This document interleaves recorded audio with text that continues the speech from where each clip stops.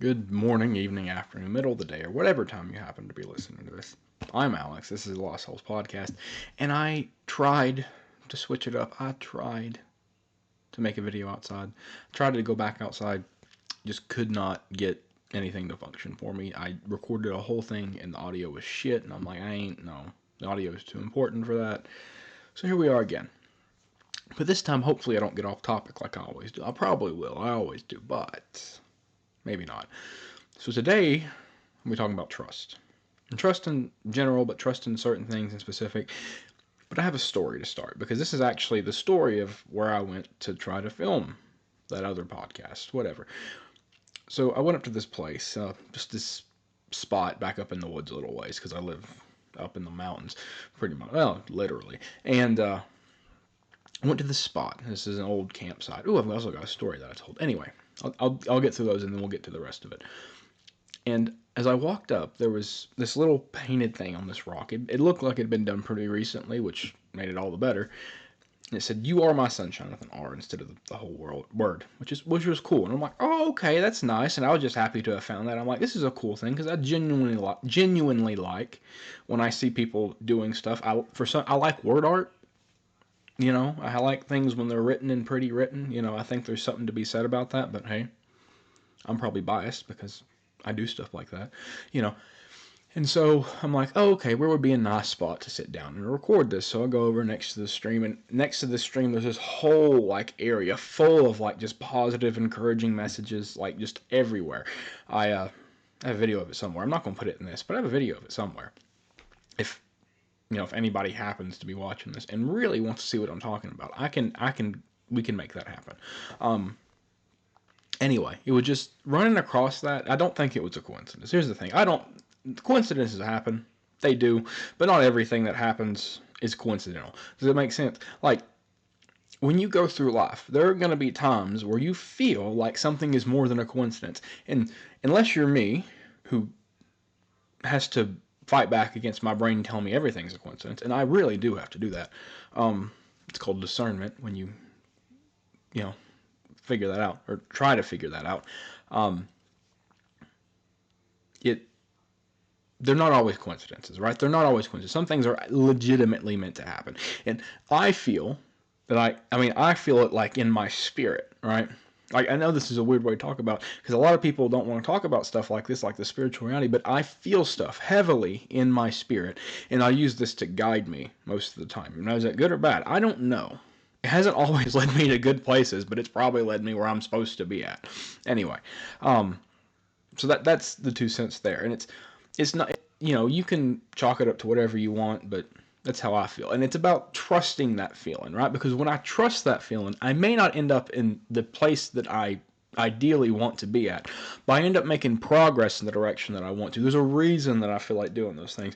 And, sometimes you have these feelings, these gut feelings, where it feels like, oh, hey, this one thing I feel like I need to do, I should probably go do. And then you go do it, and you're like, man, it really worked out. I say before, I've got great timing when I don't mean to, right? Because somehow I seem to show up at the best times. Don't ask me how, don't ask me why. It just happens that way. It's because sometimes I'm willing to follow my gut. I'm willing to trust my gut. But to trust my gut is to trust my spirit, and to trust my spirit is actually just to trust the universe, right?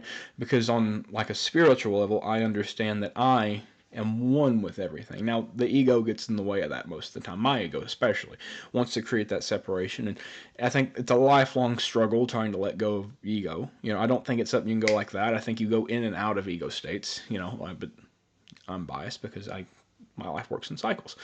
So I think everything works in cycles. What else am I supposed to do? I digress from that point.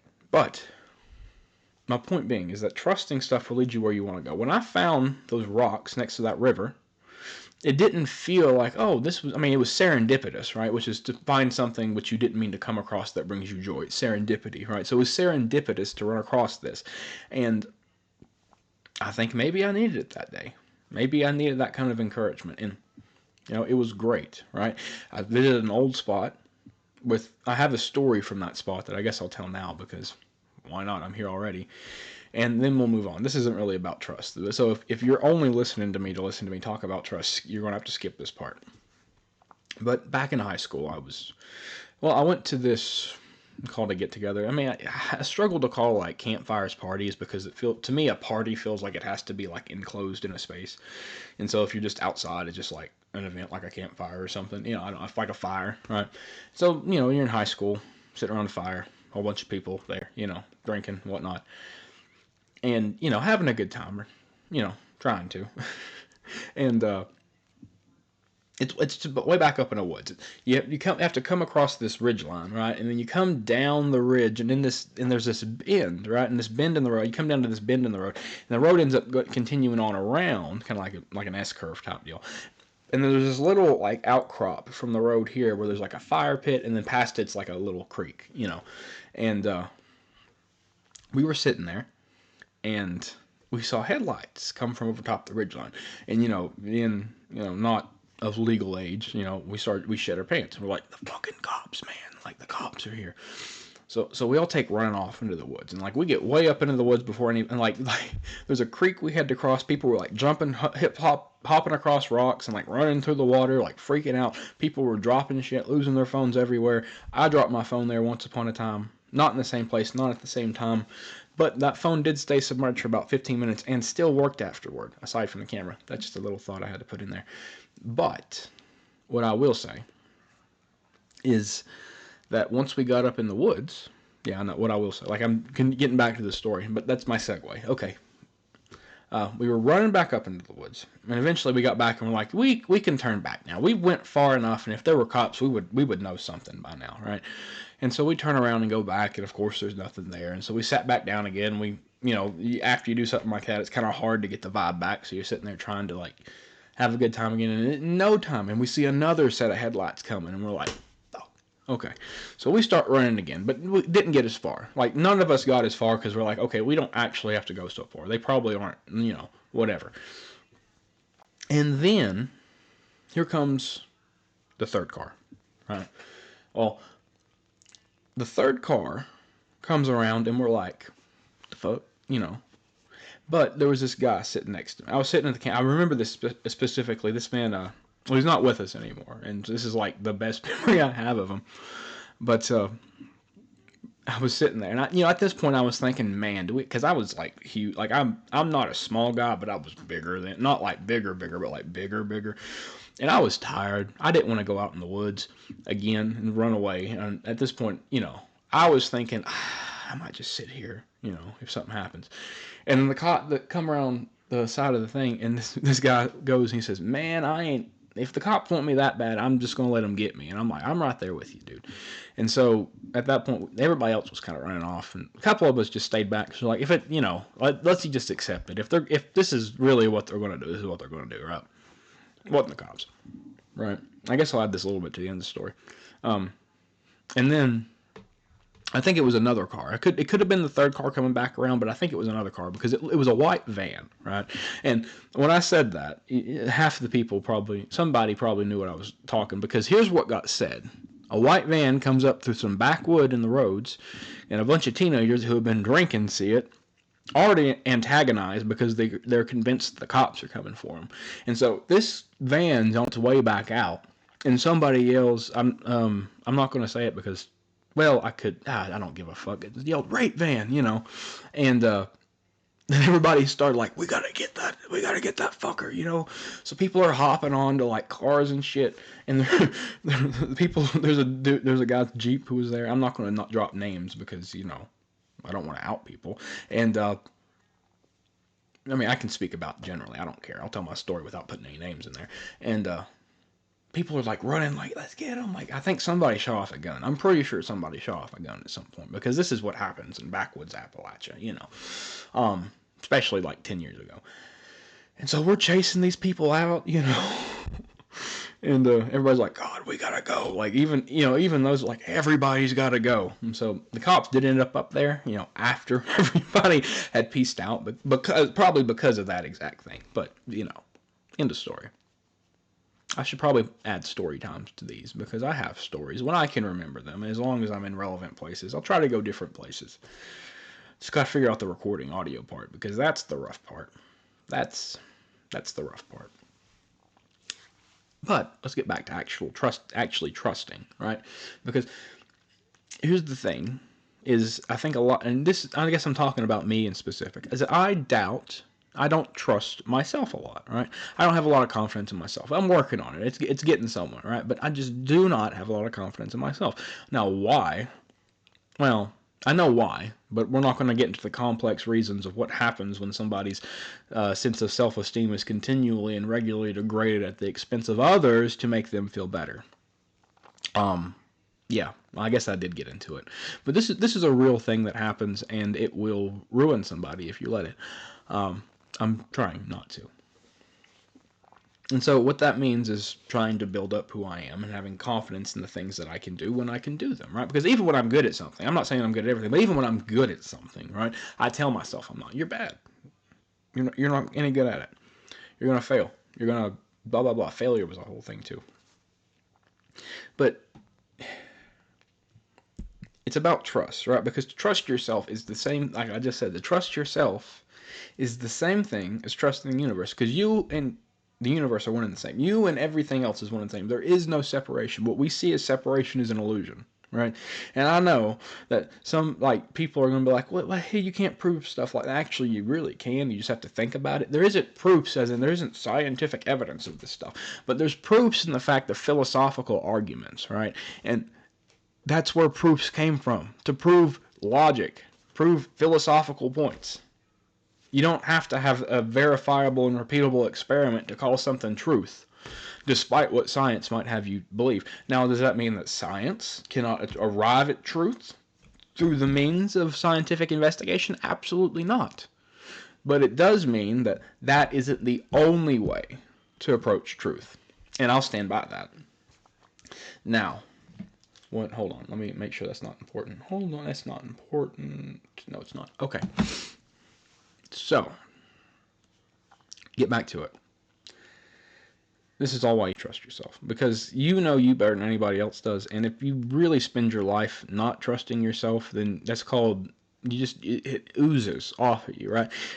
I believe in energies that people give off. I believe that people, I think you can pick up on these energies if you're attuned to them, right? And even just the intention and the mindset of, I'm not good enough, or I'm a failure, or I'm struggling, or I'm whatever the defeating thought is, because that's what they are. They're self-defeating thoughts, right? And so when you feed into those, you give what you put in out, right? And so if what you're doing to yourself is negative, if you're treating yourself as negative, if you're treating yourself as though you are disposable, you're treating yourself as though you are incapable, right? Then you are. And other people can pick up on the fact, maybe not the incompetence, but they pick up on incompetence through the fact that you believe you're incompetent, right? And so where it starts, and this is, you see, I don't even like saying stuff like this, because I do like to think that there are structural and outside issues that people need to that are real and that prevent things from happening, right? Other than that, there are also internal things you can work on to improve these things. And one of the best things anybody can do, and I mean this genuinely, because sometimes people are like, no, the people who do this to a large degree get called assholes, but, it's better to be an asshole than a doormat. I said what I said. Because doormats get stepped all over, and at least people get out of an asshole's way because they don't want to deal with it. But yeah. But you got to trust yourself to make those decisions. Because here's the thing: how many times have you been? And I do this all the time, so I'm assuming it happens to other people too. And yes, I have. This is my new microphone. Yes, I try to, I try to trust myself, but there are plenty of times where I wish I would have listened to that voice in my head telling me what was going on, and I didn't. And why didn't I? Because I didn't trust myself to actually get a good read on the situation. And as it turned out, most of the time, my read was right. I just didn't trust myself to believe in it, right? And so this is how you navigate things like that, right? Radical self-trust, because be so radically self-trusting that it comes off as delusional to other people, because this is your reality. And I mean that quite literally. Everybody lives in their own reality, whether or not you want to admit it, because you can have a shared idea of what reality is with other people, and that's fine, right? But what reality is how you perceive the world, right? That is reality. That is your reality, right? And that's every other person's reality too, right? This is what you got to realize, and that's when you look at the world, you're getting what you see is you receiving from the world some image, right? Every other person receives an image. Now, the question that is really asked is, do we all receive the same image? The answer to that you'll never really know. But from the way that we look at things and the way that people, process information, I would vehemently argue that no, we don't all get the same image of the world, right? And just because you think that there is a singular image that is just getting distorted. See, this is the backbone of science and like materialism and empiricism, right? That your own perceptions distort what is reality, right? That there is a reality underneath that you get in the way of perceiving. You add this extra stuff, but there's this layer underneath. And yes, there is a layer underneath, but that doesn't mean that the way that you receive it is even wrong or incorrect. It just doesn't align with what other people might believe. And see, the issue with that is that you can align with something that nobody else does, right? Because it's your life. It's what you're doing. It's not what other people are. Other people don't have to answer to you at the end of the day, right? So trust yourself. And also, here's something else too. This is the hard thing that people don't like to realize about trusting everything, is that sometimes things don't work out for the best. Sometimes things work out poorly, right? Sometimes things really do work out badly, and there's nothing you can do to stop it. And maybe even if you could, you shouldn't, because sometimes those bad things that happen to you are character building, or they teach you something, right? And so I struggle to say that, like, oh, hey, those bad things that happened to you that were meant to happen for a reason, because I think that's not conductive and a really bad way to frame it, right? But what I do think is that if you listen to what the bad situation is telling you, right? So take, for example, because I think life will essentially repeat lessons. You will essentially run into the same things over and over again until you break the cycle and are free of them, right? Again, biased. But as it repeats and you see it again, you're supposed to learn each time, right? And so even if it doesn't work out, when you say you get pushed past your breaking point, right? Say that you crashed the hell out. Say that you fall apart, right? Well, what is that teaching you? That's teaching you to figure out where your boundaries lie, right? That's teaching you to figure out what lines you cannot cross. Excuse me. For your sake, right?